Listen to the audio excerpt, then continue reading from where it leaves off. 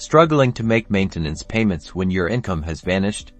You're not alone, and there are viable paths forward. First, honestly assess your situation. How much do you owe? What's the deadline?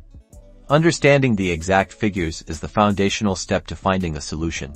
If you're unable to meet current payments, your first proactive move is to contact the recipient or the court that issued the order. Don't wait until you're in default. Requesting a temporary reduction or a deferral based on your income loss can be a starting point. Simultaneously, explore temporary financial assistance options. This might include government benefits, charities, or community programs designed to help individuals through unexpected financial hardship. Seeking support here can bridge the gap while you work on your long-term income, not as a permanent solution.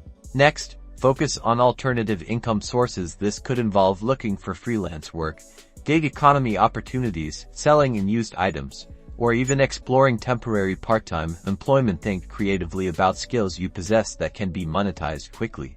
Negotiating a revised payment plan is crucial. If you can't afford the original amount, propose a new plan that aligns with your current, even if limited, financial capacity. Be prepared to show proof of your income loss to support your proposal.